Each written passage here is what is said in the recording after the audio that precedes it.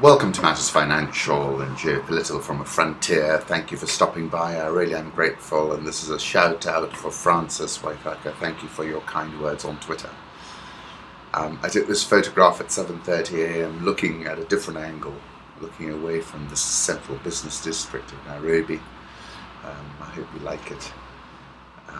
The piece I wrote over the weekend was a curious juxtaposition, xenophobia and the South African All-Share Index, which is at a record high and above 55,000 for the first time ever.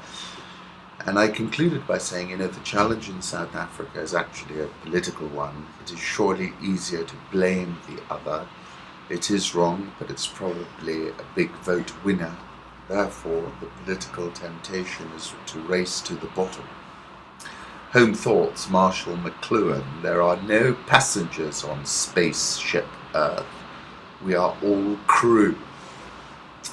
Our technology forces us to live mythically.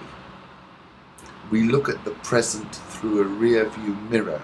We march backwards into the future. Political reflections. Now, how do you top this as a geopolitical entrance? 8 JF-17 Thunder fighter jets escorting Chinese President Xi Jinping on board an Air China Boeing as he enters Pakistani airspace. And these JF-17s are built as a China-Pakistan joint project. Gwadar, the port of Gwadar, which is a key component, which is the prize for which China is spending $49 billion of cash, is a spear with which Xi Jinping can escape the pivot and the chokehold of the Malacca Straits. Counterpunch asks, so how plausible is it for Iran to replace Russian gas in the lucrative EU market? And concludes by saying, this is why Obama wants to ease sanctions. It's because he needs an alternate source of gas for Europe whilst he prosecutes his war on Russia. And whether it's going to be a hot war or not, I don't know, but I hope not, because I think Russia is a distraction in many respects. But going back to gas, I think, yes, that's very much one of the raison d'etre of the rapprochement. It gives Europe an option, a hedge against Russia. Kerry says Iran, world powers closer than ever to historic nuclear deal. The United States and 5 other major powers are closer than ever to a deal with Iran that would end a 12-year standoff over Tehran's nuclear program. Though more tough negotiations lie ahead. And on the 28th of October 2013, I wrote Barack Obama and Hassan Rouhani, the two Husseins, John Kerry and Zarif, have really run with it. But, at the very top, they had the blessing, I think.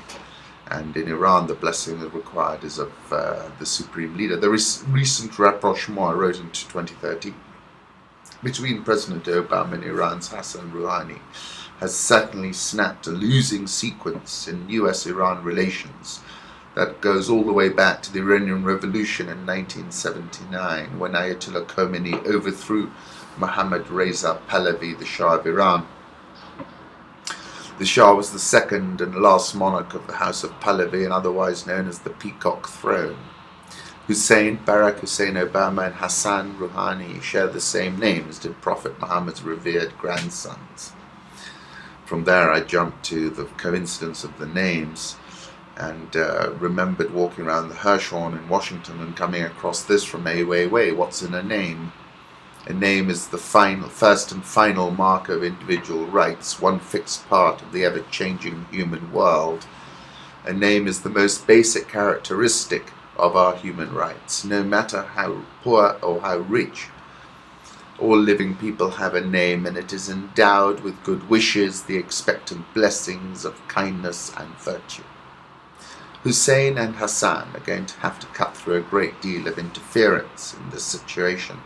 There are powerful vested interests fully invested in the status quo. If the Pax Americana in the Middle East were a 3-legged stool with the US the most important leg, then Israel and Saudi Arabia are the other 2 legs of that stool. Neither Riyadh nor Tel Aviv are aligned with President Obama's Iranian rapprochement, and we can see that in Yemen in particular. particular. And Saudi Arabia in particular has become increasingly forthright and is even threatening its own pivot away from the US. Not likely to happen in a million years, but I'll put up a photograph of President Hassan Rouhani exiting a plane, which I quite like, via the Daily Beast. And then one of Ayatollah Khomeini sitting inside the chartered aeroplane, which was taking him back to Tehran on February the 1st, 1979, and into power. And then a photograph of Mohammed Reza Shah reflecting on his fall from power in Panama, March 1980.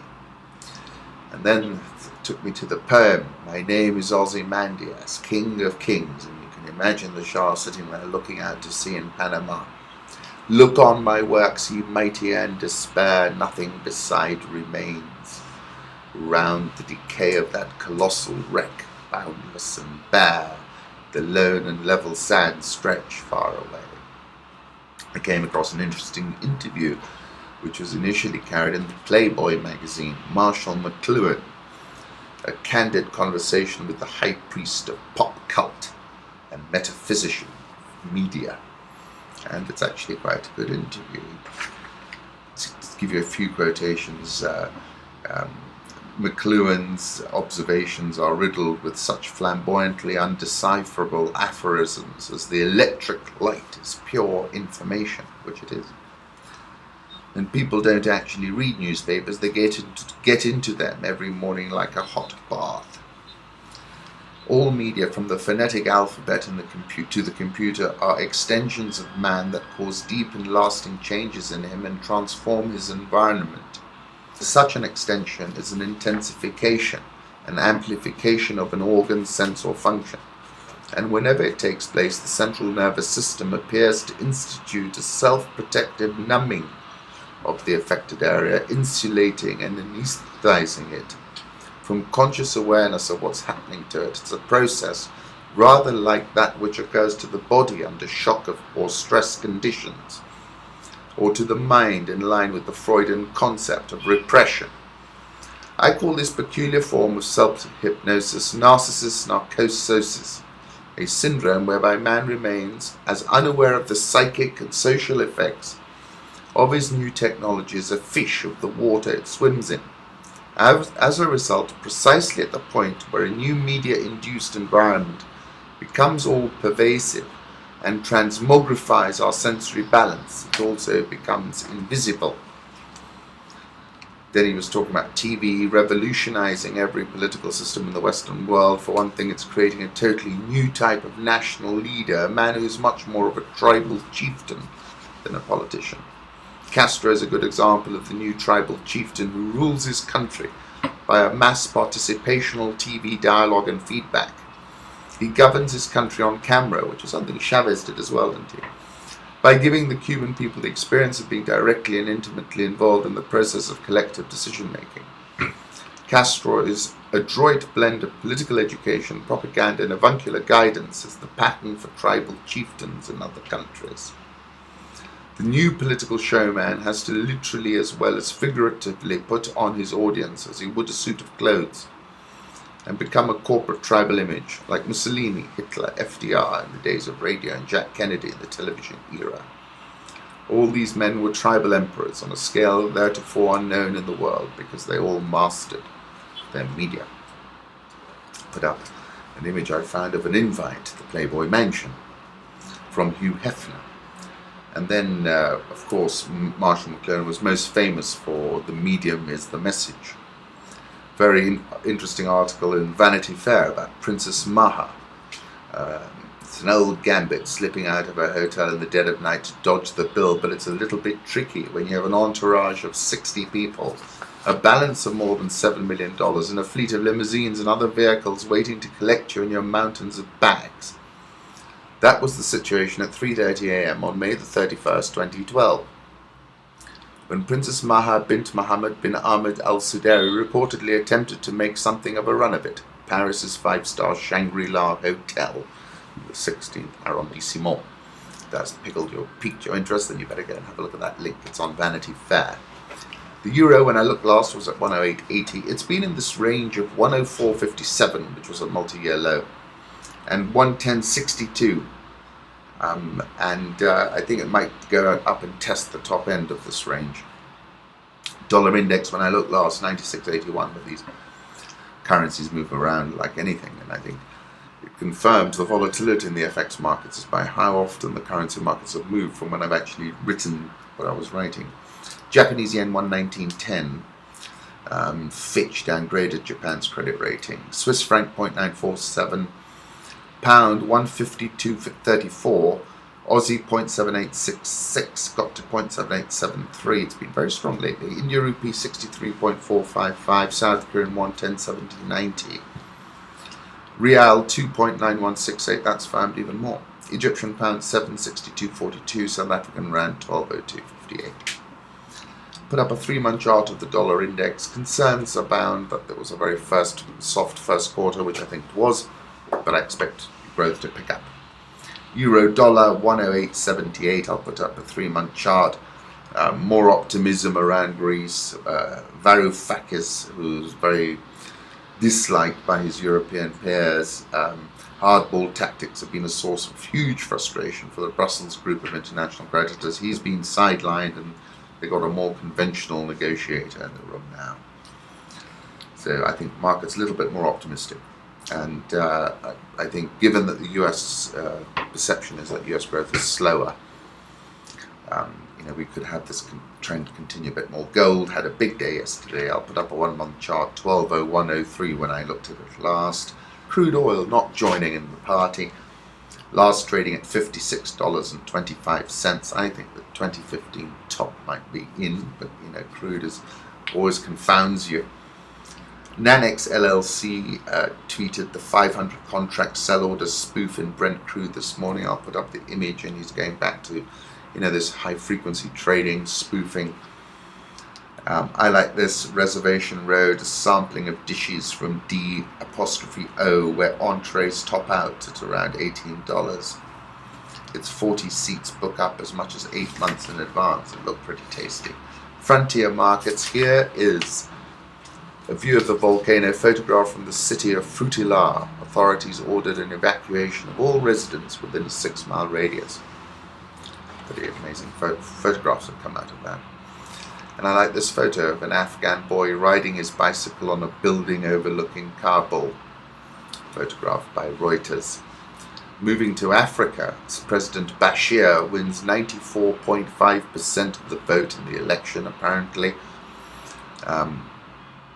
Boycott from the main opposition parties in the country ruled by Bashir for more than 25 years. But he's obviously going to tighten his grip here. I like this photograph of Bashir that Turkish site tweeted on April the 19th. According to Warrior Security on Twitter, heavy artillery and gunfire in Bentiu, South Sudan. Flights suspended. UN denied access to area. Movement restricted. I can't verify that report. Very interesting piece in UNHCR. Islanders flee fighting on Yemen's coast after watching his home go up in flames. A young fisherman steers his family to safety in Djibouti. According to the East African South Sudan, military spending doubled to $1 billion and was the highest in the region. Burundi blocking foreigners at borders. Violence escalates. That was a second day of protests in Burundi against the president. Activists say 5 dead. The fight continues, protesters chanted in the Musaga district of the capital, Bujumbura. Dr. Alessis Moreno tweeted Exode Rural au Burundi, tweeted this photograph. I'll put up an image of the president, Nkurunziza, that he posted on April the 16th. And it looks a very fragile situation. And, this is when I go back to what we learned from Ouagadougou. Museveni says Al-Shabaab is already defeated. Put a link in Rich Wrap-Ups if you want to go and have a read of that. Europe's oil companies eyed for takeover, talking about Tullow being a very big target. This was an article in the Wall Street Journal. Very interesting. President Zuma taking to the podium yesterday to address Freedom Day. I'll put up that image. And another one of the air display ahead of his arrival. South African oil share was closed yesterday, but is above 55,000 and at a record high. Posted a Very strong 12.02% rally so far this year. Dollar rand around the 12.0258 level. Egyptian pound is 762. Egyptian stock market down 3.76% year to date. Nigeria all share up 1.94% year to date. Nigerian oil audit shows $19 billion never made it to government accounts, which was the accusation and the number that was put out by the previous central banker. PricewaterhouseCoopers, which conducted the audit, said Nigeria's state-owned oil company, Nigerian National Petroleum, deposited $19 billion less than expected from January 2012 to July 2013. According to the report, $10 billion went to kerosene and motor fuel subsidies. The remainder went to operations itemized by the audit, such as $2 billion spent financing the growing debt of the company. Ghana Stock Exchange Composite Index is up 0.38% year to date. Atlas Mara to spend $22 million to build up the top Rwandan bank, is in talks to invest $22.5 million in Bank Populaire du Rwanda and merge it with its existing Rwandan bank. Coming here to Africa, to Kenya, Raila Odinga said, under the circumstances, this is an interview in Bloomberg, the president needs to seriously consider calling fresh elections to save our country from total collapse. Smuggling of sugar and trade in charcoal are endorsed by top political intelligence and security officials charged with our security and war on corruption, Odinga said.